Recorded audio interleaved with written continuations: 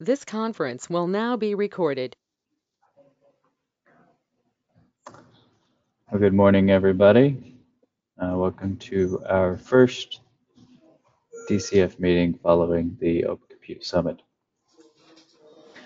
I'm Brevin Ryer. I'm the project lead for the group, and I think that the summit went well, and I'm actually going to go through a recap later, so I'll just pause on that right now. Michael or any of the OCP representatives, do you have any updates for the community following the summit? Sure, Brevin, thanks.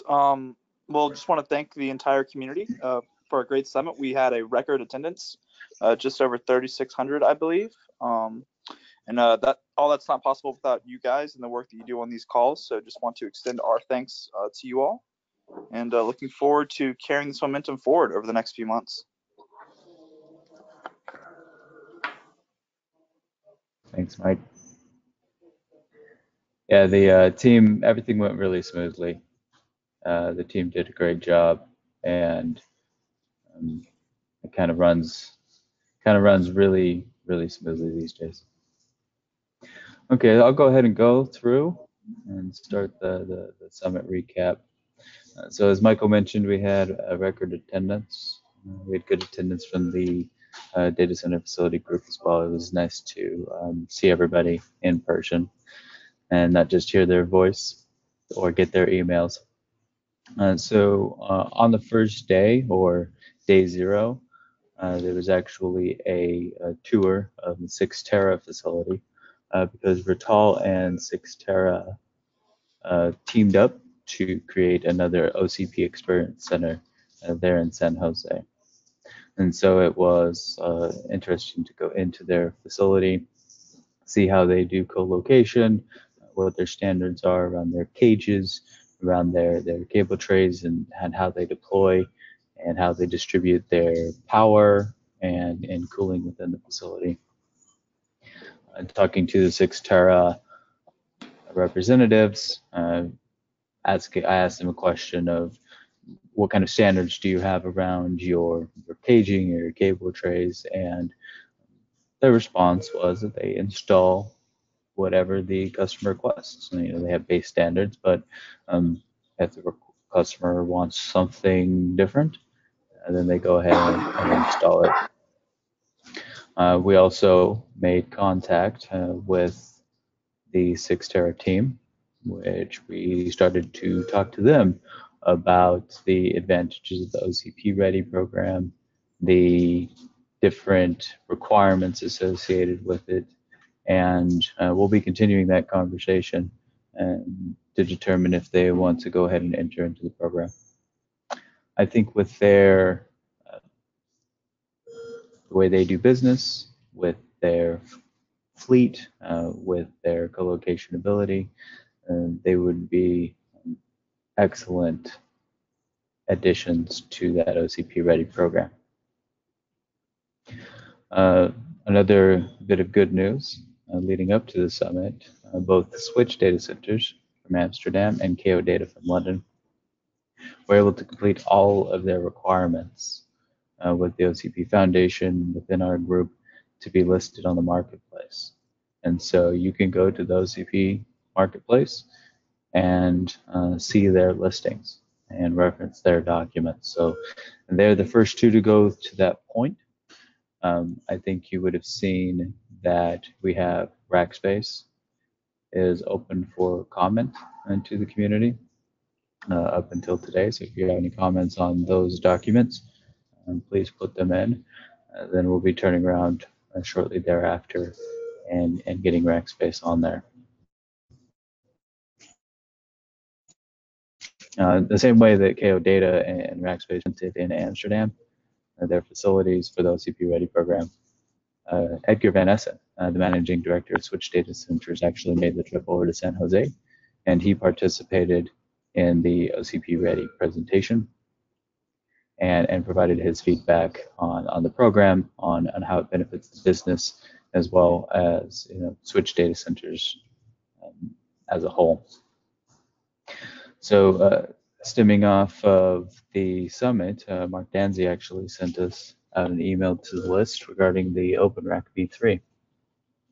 I think that's an interesting movement within the community and the industry, because we all know that we started with OpenRack v1, and that evolved into OpenRack v2.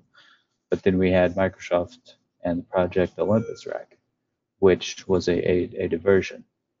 But through that community's work, they've created the OpenRack v3, which should enable greater sharing between Microsoft and Facebook through the common, OpenCompute rack architecture. And these are comments from Mark Danzi. But it provides a flexible frame and power infrastructure capable of supporting a wide range of solutions across the OCP community. It enabled additional features beyond those needed by Facebook for the larger community, such as physical security for solutions deployed in co-location facilities. I think this is an interesting point for us because of our work with the co-location facilities, because these don't always have to be deployed into a private cage. Doors, security features, handles, locks, things like that. That will be good to have those as part of the standard set that companies can work to deploy. Also, through the work on the Advanced Cooling Solutions project, they've enabled new thermal solutions, liquid cooling manifolds with either manual or hot plug interfaces, door-based heat exchangers with defined attachment points and thermal characteristics. I think that leverages off of that security piece in those doors. And then they've also defined the physical and thermal interfaces between the cooling solutions and the DC infrastructure. So that's where we come in, and that's where I had a side conversation with the Rack and Power lead, and we'll need to have that discussion with them, because now that they've developed what those solutions look like, we're going to have to engage with them on what that interface is between the facility and those cooling solutions. On top of that, they've also looked closer at the power and battery backup solutions that can scale across different power levels, while accommodating different power input types. And we've been talking about battery backup units. We also knew that not a lot of companies were using battery backup units, and it wasn't quite mature to be a standard offering. But now that work that community has done has really started to define that, allowing manufacturers and people developing those battery backup units to go ahead and develop for this particular rack version. So that'll be very good. So definitely we'll see some cross collaboration with the Rack and Power group on a lot of these, now that they're looking at connecting these developments back to the data center facility. Within our session, within the data center facility sessions, the themes that we covered were our sub-projects. So it covered the OCP Ready Facility Recognition Program for colo solution providers, as well as modular data centers. Roberto and Soderhall and Scott Neal presented on the specifications that were developed in the community. Rob Coyle also presented an alternate session, driving deeper into the costs and advantages associated with modular units versus ISO certified containers. On another theme, we had Wim Buters from Aspertas and Michael Beatty. They both presented on energy reuse from the data center and the advantages there. I do believe that this focus area is in the incubation stage, and we will need to form a community or committee around interested members to develop this further, to understand how we go forward in the standards that we put in place to contribute that to the industry. We also had an excellent session building off of Stein de Kujum's presentation in Amsterdam. We were able to develop and execute a panel discussion. This included representatives from Lawrence Berkeley National Labs, Nokia, Salesforce, Facebook, and Haskell with Stein. Rob Bunger of Schneider Electric, he did an excellent job of moderating this panel, and we even had a bit of audience participation. We had a presentation from Intel as well regarding the use of innovative cooling solutions, and we'll be exploring that and engaging with them and determine what that contribution looks like within the data center facility group, expanding that further.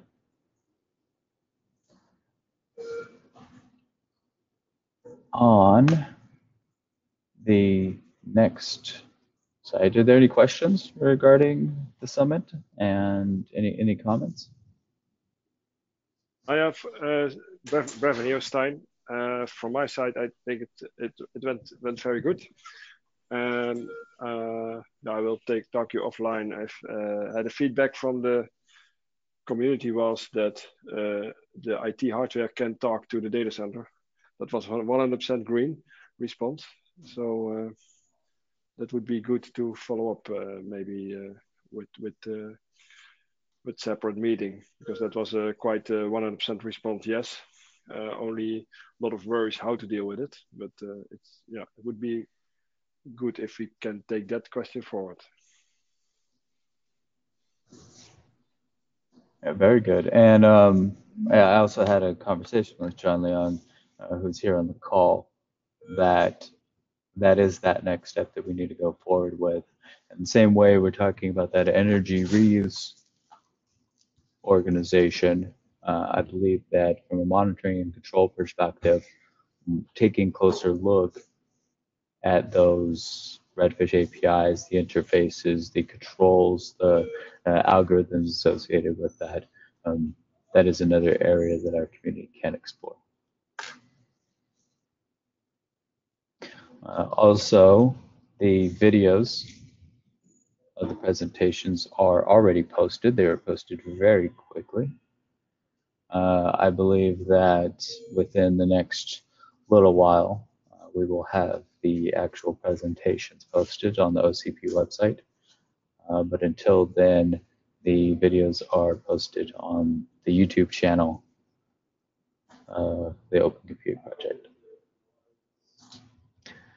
So joining us today, we have Lucas Cardholm from Coromatic, and he's looking at a contribution from Coromatic regarding the data center facility operations.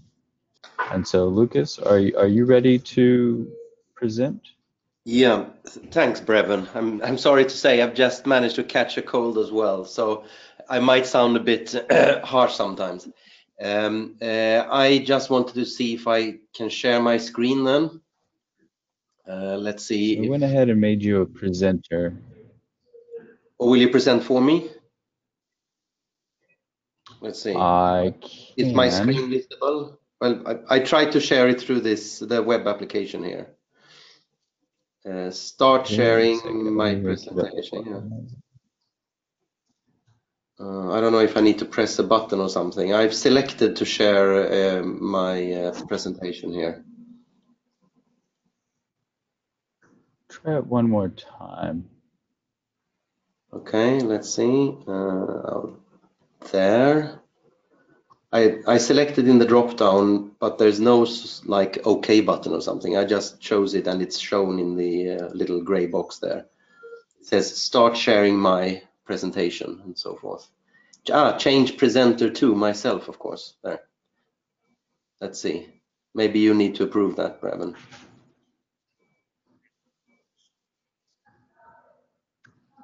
I did. Okay, I'll try this again. In that case, Otherwise, you can just bring it up, and I mean, I can. Let me go ahead and pull it up, and then I can flip through it for you. yeah. So a quick introduction. As Brevin said, my name is Lucas. I'm based in Stockholm, Sweden, and the contribution that we hope to be able to make is rather non-technical. So this is focused on the operational aspects, basically the site management processes and on-site services, how to structure your capacity management planning and financial planning and forecasting of replacing equipment and things like that. So that's the background for this contribution, or suggested contribution. And yes, I can see my presentation there now. Good. Good. So, just let me know whenever you're ready. yeah, I can see my presentation now. So I'm fine. Yeah, good. Thank you. So I have up to 20 minutes, but it might be quicker, where I just give you a quick introduction to Chromatic, what we are, and then our engagement in OCP and the summary of this proposed contribution. And then there's an appendix with a lot of extra stuff that I will not go through, but if someone is interested, then the documentation is in here. Brevin has also received a fuller text description of this, which is public to share if needed. So if you could take the next slide, please.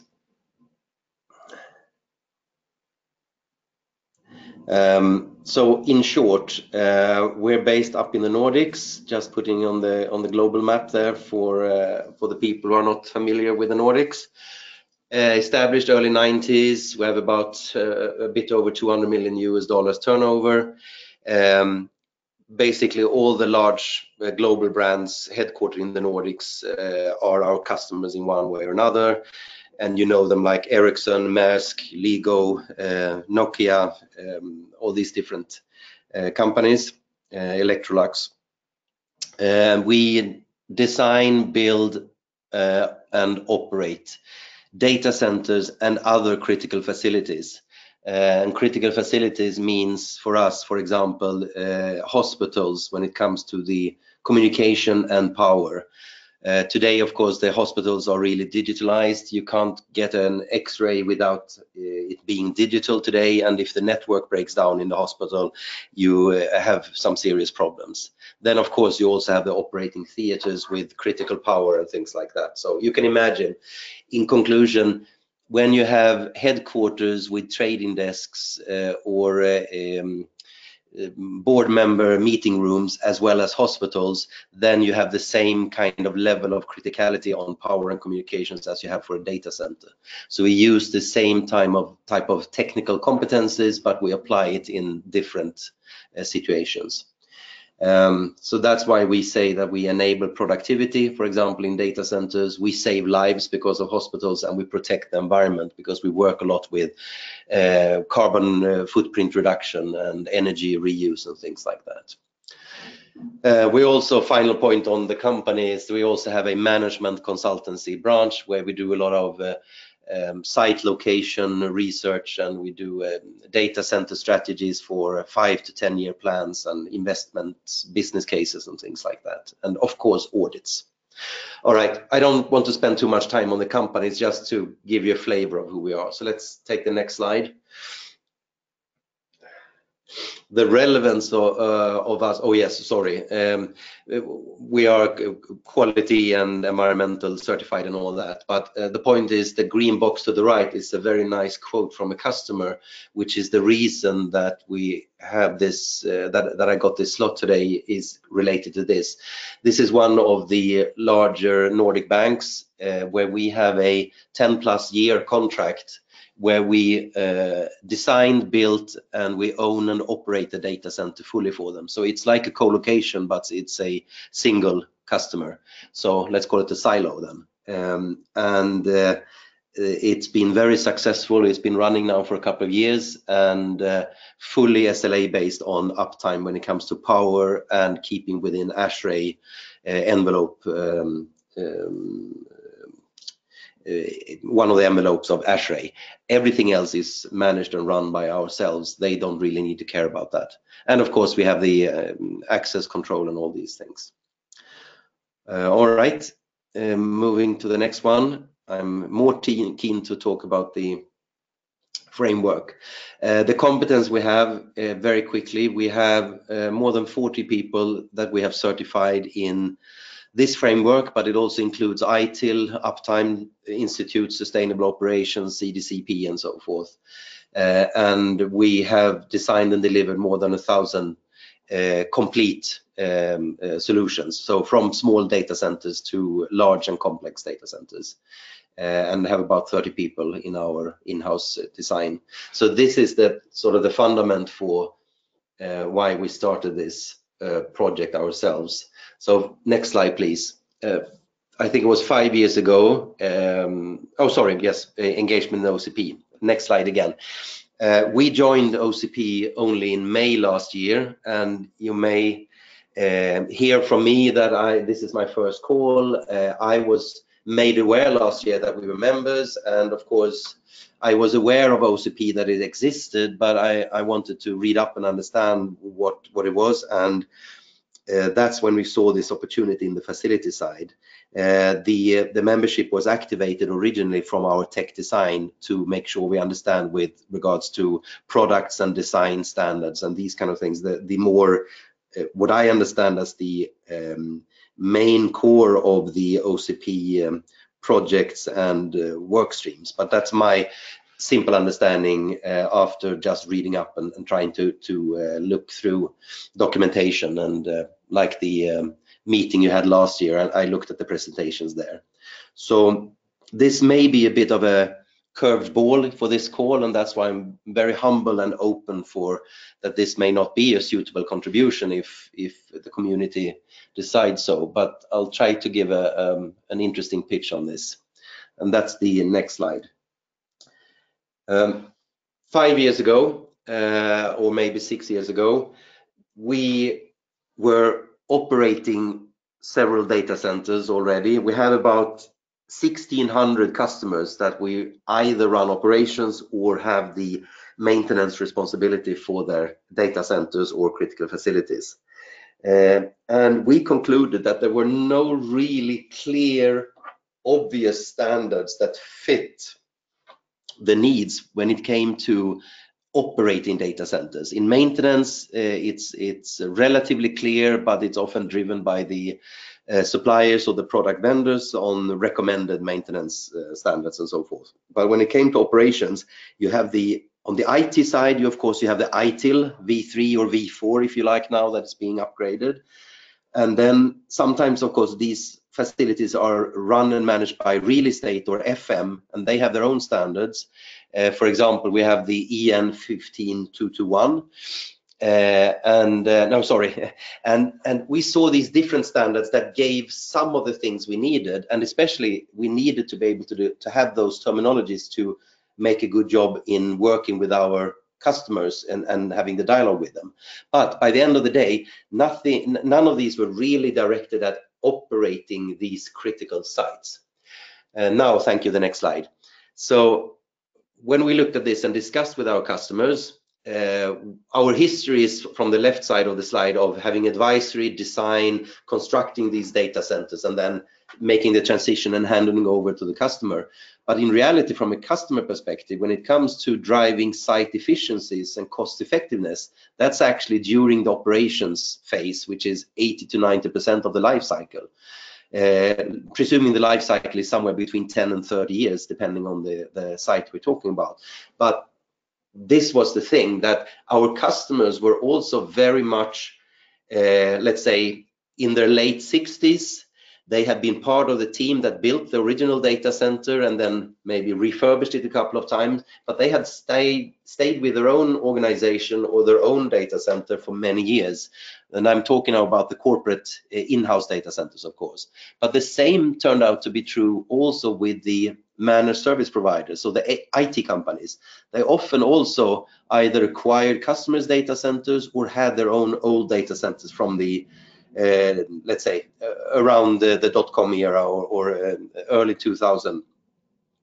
So I'm not talking specifically about the hyperscale like Facebook and Google and those, because there we have this more industrialized OCP approach and a more, let's say, modern approach on designing and building.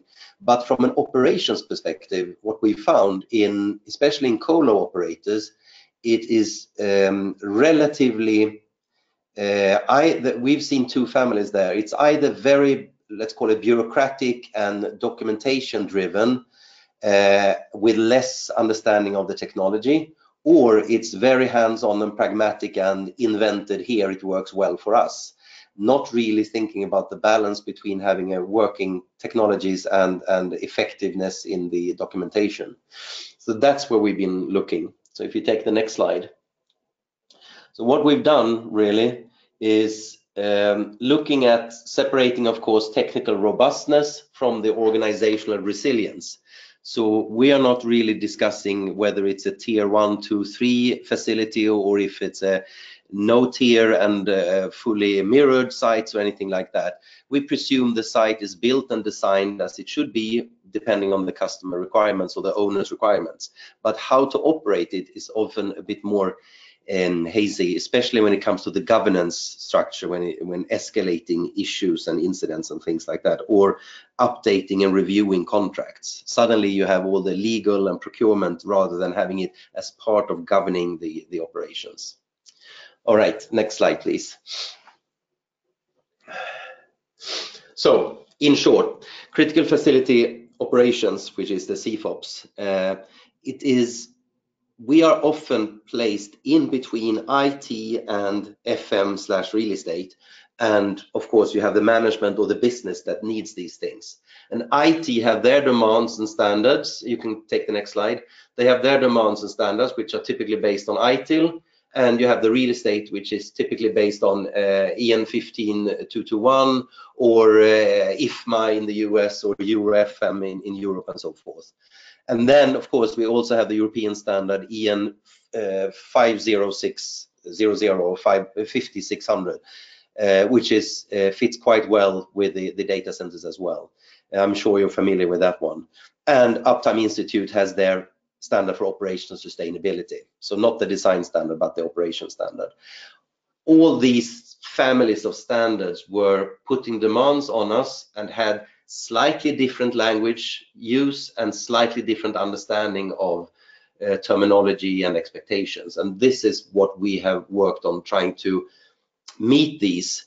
And that means that we have not, let's say, done any copyright infringement or anything. We've rather tried to align with these standards to make sure that we can communicate in all directions. And that's what I'm trying to show here in the next slide, thanks. So the first part is the governance structure. I'm sure you're familiar with this, going from down and up. We start on the operational level, where you have a lot of meetings. I mean, monthly or weekly or daily, there are a lot of parallel meetings going on, where you have the owner and the provider. It doesn't really matter if this is an in-house or an outsourced operation of the site, but this is where you have the daily flow. Then you have the tactical level that typically meets twice a year, or if needed, because there are some changes to the expected border lists or SLAs or something like that. So basically contractual changes that are minor, or if there are incidents or near breaches that needs to be debriefed on one level above. That's where you typically have the contract manager from the supplier, and you have the head of data centers on the other side.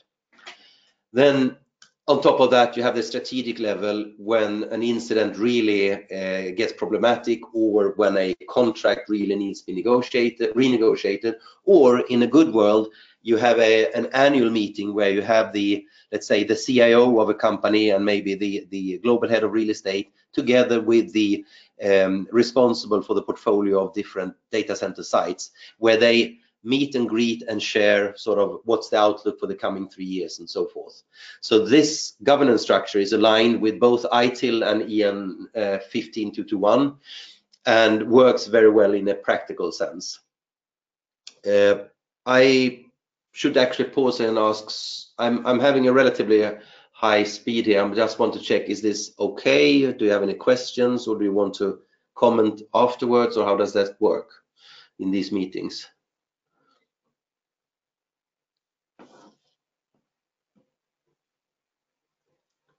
All right, I should continue then. Yeah, you're good. Keep going.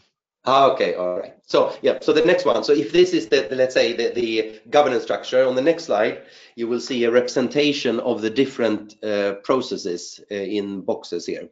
So to the left, you have the customer or the business, if you like, that utilizes the data center. What we've seen is that there are always three processes that you need to integrate between business/IT, whoever it is, and the operations. And that's, of course, incident handling, it's service requests and change requests. Service requests is when you ask for things to be done that are within the scope of the delivery agreement, regardless of if you're an in-house organization or an outsourced organization.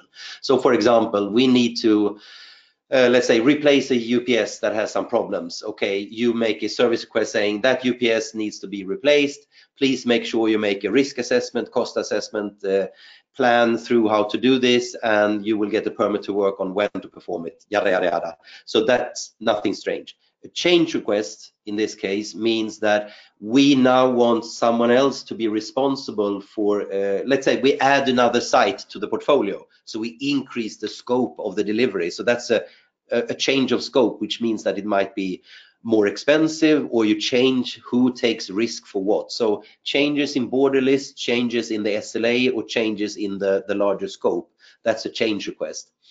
And this is to meet the needs from a real estate FM perspective. This is how they dialogue on these things with service requests and change requests. In the ITIL world, or IT, you only use change requests. So this is one of these things where we don't have a perfect match with ITIL, but we have a good match with real estate instead. So, you know, it's a flavor or taste this. These three processes are, as you can see, connected with the first row of boxes. I will not go through all of them, but it's called integration. So when a new data center is built and is started up, then you need to transition and establish a proper border list, the service level agreement, of course, the governance organization, access controls, the service desk, and all these things, and of course what to monitor and report from a KPI perspective. The same goes if you have one supplier that runs a data center and someone else takes over, then you need a transition to move from supplier 1 to supplier 2. And these are the major topics, the minimum topics that you need to cover in the transition, and make sure you integrate so it works well. Then in the middle, as you can see, you have something called site management. For us, site management is not necessarily a person or a team on site. Site management is a function that primarily focus on making sure that they put out demands, set requirements, and order the work to be done, and then they follow up the quality and ensure that the if it's invoiced, so that the costs match the work done and so forth. So this is the plan and follow up, if you like, or drive and plan function. Then of course it may be on-site based, and it may be 24/7, and it may be 6 people or 2 people and so forth. But the point is that for on-site services you have people dedicated, and then we talk about site engineers and site technicians. But site managers for us, they can very well be placed in an office and work basically remotely, or sit in another building and so forth. What they do is they ensure that incident management is working, that the life cycle and financial management is in place. That means budgeting 1 year to 3 years or whatever it is, and following up and forecasting that the budget is fulfilled. You have the work orders and project management, making sure that the planned work, like planned preventive maintenance, for example, is performed as planned and at the right place and with the right people and so forth. But also, of course, for projects, if you want to install racks or you need to do some recabling or whatever it is, then they need to make sure that this is planned accordingly. I will not go through every box. I just wanted to give you these flavors. They are responsible for the document management, capacity management, making sure that you don't hit the roof when it comes to the the environmental controls or the power and so forth without knowing it. So being a bit looking forward or forecasting. And of course, compliance. You always have these internal but also external regulatory requirements to be met. The site management is supported by delivery functions, which are often shared service centers, if I call it that, shared between different sites and different customers if you are a provider like we are. So for example, our service desk is shared across our customers instead of having one service desk for each customer, but depends on the size of the customer, of course. And then you have the governance with escalation and the business continuity plans for, in this case, Chromatic as a supplier. If we have a serious incident at a customer site, that might very well escalate up to the leadership team of our company, and they would of course go into crisis mode and handle these things as well. And we have the supply chain and sourcing, making sure we have the right prices and, for example, complying with OCP standards or whatever it is. And then to the right, you have the on-site services. So on-site services, that's where you have security guards, you have access controls, you have the maintenance, of course, being performed.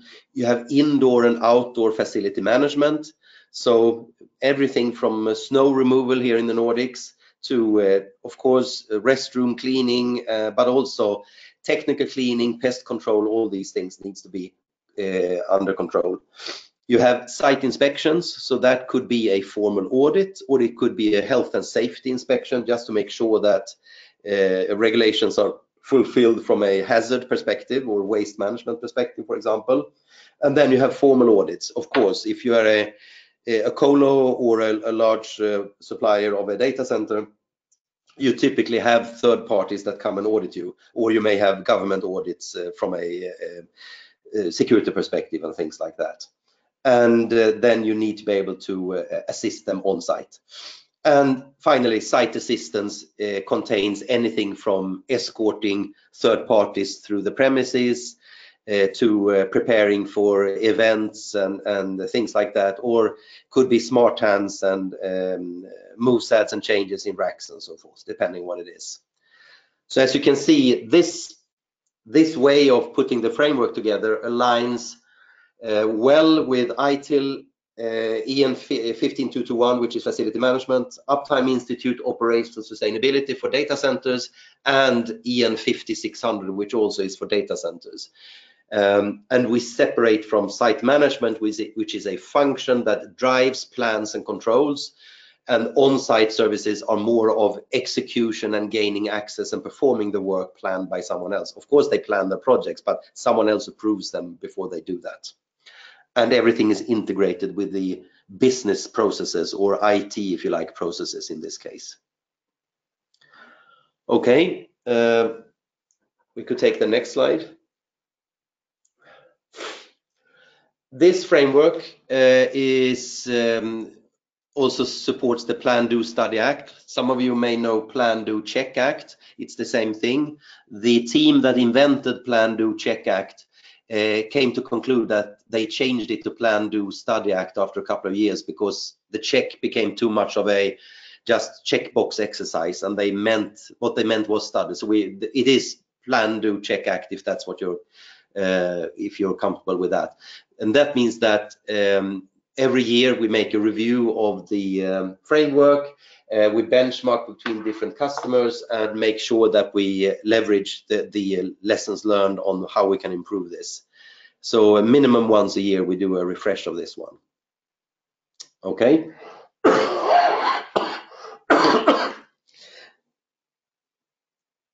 Next slide, please.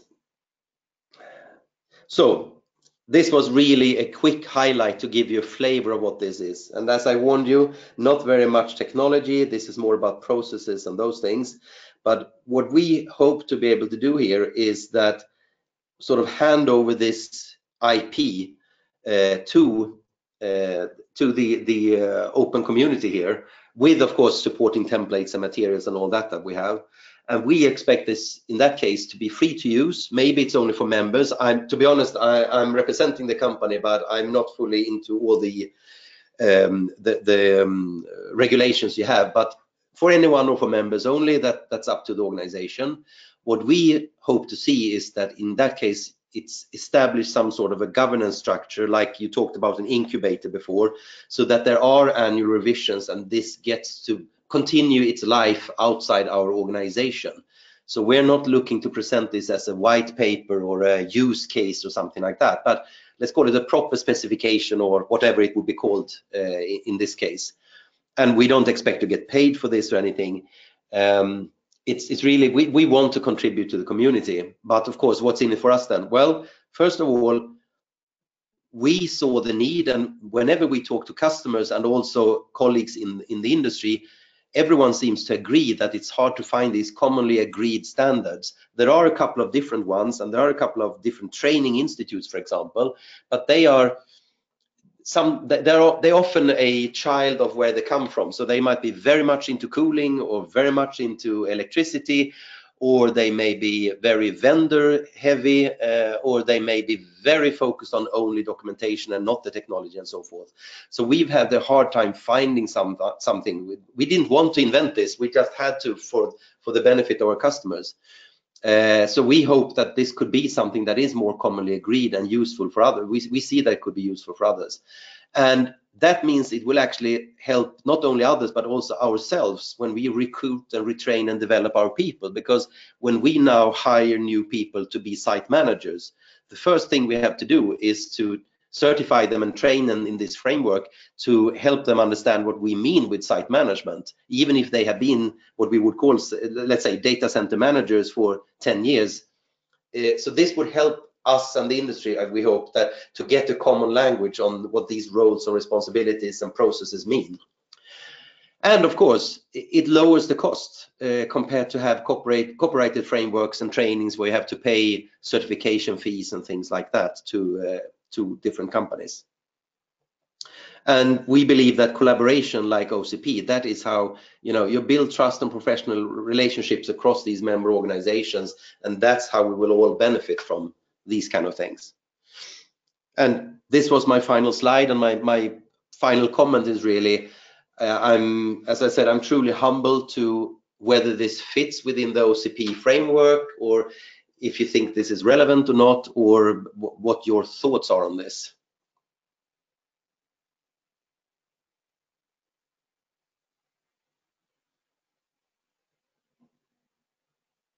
You guys might be talking on mute, so. Yeah, hello, Archana, how are you? I'm doing I good. will give the first, I'll give the first comment. When Cormatic brought this to us, I was actually very excited because it lines very well with the focus area of data center facility operations. Likewise, you could see here with this proposed contribution, they are not doing it for financial compensation, but they're doing it because these are lessons they've learned, they've developed it through experience, and they're willing to bring it out into the community, into the industry, to make it better as a whole. And I think that aligns with our openness tenant excellently, and as well as impact. So I personally think that this does fit into the data center facility group. Any other comments?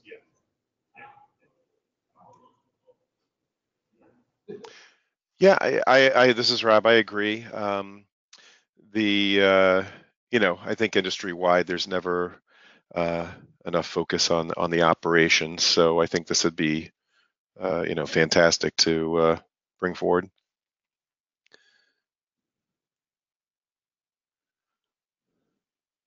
I think I also mentioned this during my comments when on the charter conversation, the charter presentation that I did, which is talking about we can design for simplified operations, we can design a cooling system in the electrical, but it really does take a highly disciplined and organized and knowledgeable workforce and processes in order to operate the facility.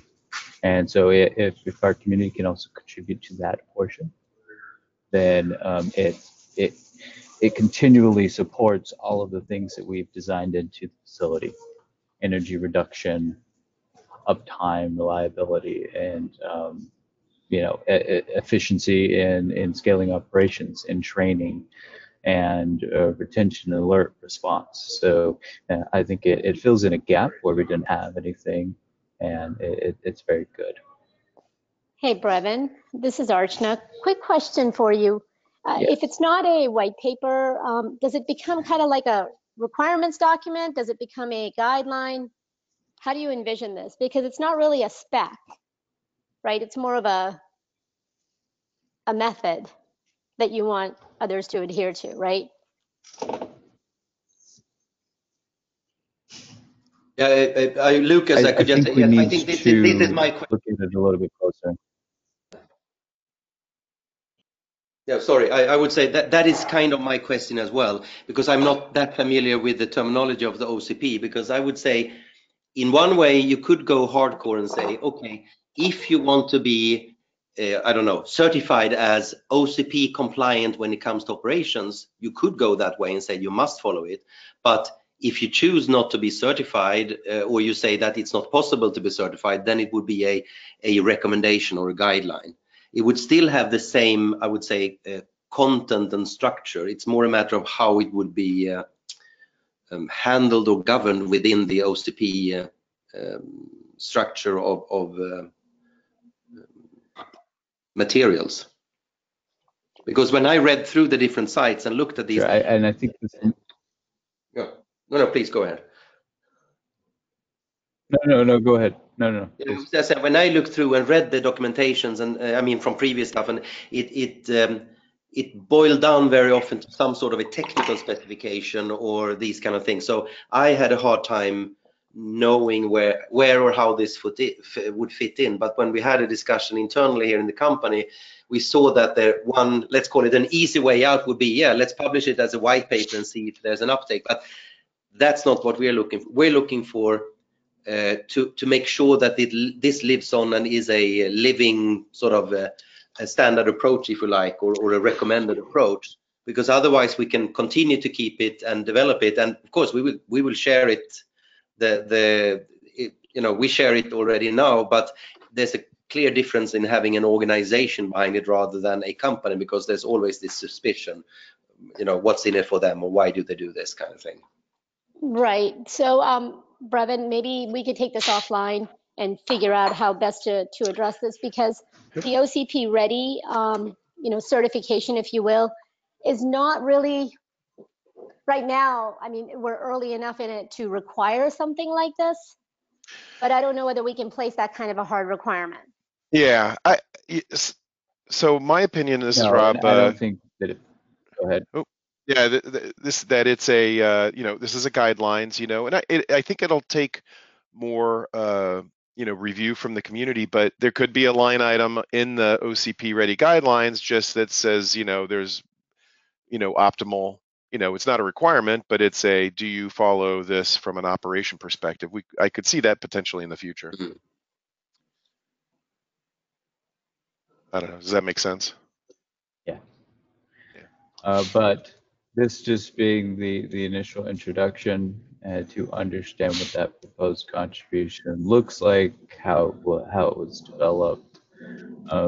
We do have some additional work to do to look at what that formally looks like from a contribution perspective. So we'll take that offline, coordinate with Rob, Archana, and Lucas to delve into that a little bit deeper. So expect some updates regarding this over the next little while, and we'll be looking at getting that formalized. Sounds great.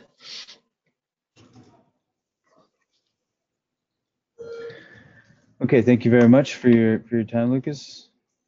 And we'll schedule something offline.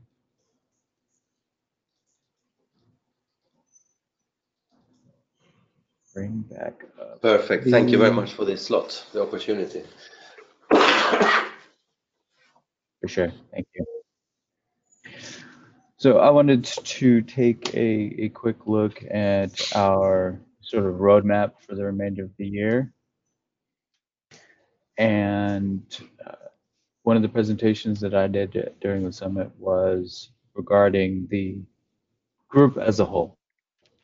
And I think you all know that I'm on a project charter that is focused on our group. It details how we function, what our mission is, what our vision is, how we're going to contribute to the community. It's in draft version. I sent out quite a few months ago. I sent a link out to the community to provide, some review and comments. I had a few people go in there and provide that, but I would like to go ahead and knock this out and get it done. So my plan here is to send it out to the community again with the ability to comment on the document. I'll open that up for the next 3 weeks. After that, I'll go ahead and close it, and then I'll integrate all of the comments, get it into its final version. And then I'll review that final version during the next meeting in April. Following that meeting, we have a May 2nd IC committee meeting, which will go ahead and present the final version there. After that, after it goes through the incubation committee review period and voting period, that will be established as our charter. That itself will also help guide things like the core MATIC critical facilities operations book. It'll clearly define what focus area it fits in, what technology category it fits in, the type of contribution that it may fit in as well. So having something a little bit more formal that everybody can reference and be clear on, I think that will be beneficial for the community and the group. So expect that to come out regarding the charter. Now on the other aspects, things going forward, I mentioned earlier we have the OpenRack v3. We'll want to go in and review that, understand the progress that they've made, the standards that they've established, and how that's going to impact the data center facility group. We need to form around the energy reuse project and understand how we may create something within the group that focuses on energy reuse. As AI and machine learning and those areas expand, it is going to become important for the facility to then communicate with the IT hardware and groups. And so there's going to be many opportunities for us to define and help guide what that interface looks like. And so we'll want to look into that as well. Likewise, we don't want to forget about the existing sub-projects that we have. OCP Ready program, we have a contribution pipeline where we'll be going to looking at developing more and more co-location facilities that are OCP ready. We've also scheduled the modular data center sub-project. We put in a meeting for the first Wednesday of each month going forward, where we'll go ahead and meet there. We will continue to talk about the modular data center contributions that we have in the pipeline. I think that Swedish Modules, Schneider Electric, and PCX are all looking at investigating being solution providers and putting actual products that leverage that spec on the marketplace. We also have the TMDC from Tencent that will want to leverage and continue getting that published as a contribution. And beyond that, we also want to maintain it and continue to grow that sub-project, looking at additional standards, updating specifications as necessary to continue to grow and operate that project. So if you signed up for the MDC list, you should have received an invitation for that meeting starting up in April. And we will see you on that modular data center call. So it is 10:30. Does anybody have any more comments for the group?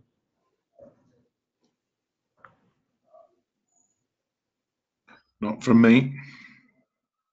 No. I would take that as a no. Appreciate you guys' time. Thank you, Gerard. Cheers. Bye-bye. Thanks. Bye-bye.